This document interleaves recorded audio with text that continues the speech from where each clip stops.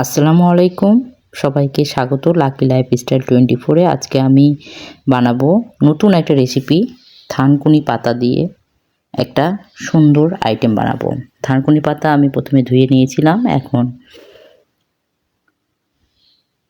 বেগুন দিয়ে আমি বানাবো। বেগুনে লবণ দিয়ে দিয়েছি, মরিচ গুঁড়ো দিলাম, হলুদ গুঁড়ো দিলাম, দিয়ে মাখিয়ে নিয়েছি।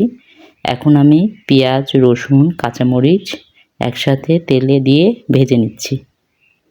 আমার ব্রাউন কালার হয়ে গেছে মশলাটা। এবার যেই বেগুনটা মাখিয়ে রেখেছিলাম সেটা দিয়ে দিলাম। এখন বেগুনটা আমি সুন্দর করে ভেজে নিব। থানকুনি পাতা একটি প্রাকৃতিক ঔষধি পাতা।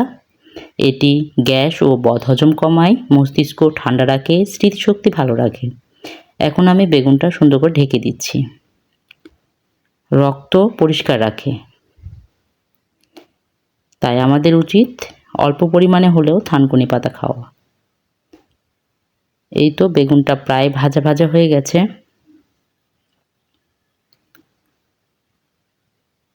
ভালোভাবে ভেজে নিতে হবে।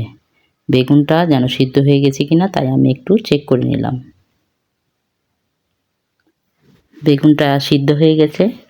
এবার আমি যেই শাকটা কেটে রেখেছিলাম, সেই থানকুনি পাতা, এটা আমি দিয়ে দিচ্ছি। এখন থানকুনি পাতাটা ভালো করে মিশিয়ে নিব বেগুনের সাথে। এই শাকটা খেতে একটু তিতা হলেও খুব মজার, মুখে রুচি ফিরে আসে।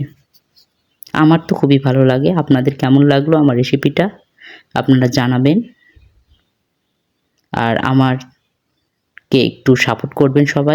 সবাই ভালো থাকবেন, সুস্থ থাকবেন, আমার সাথেই থাকবেন। ধন্যবাদ।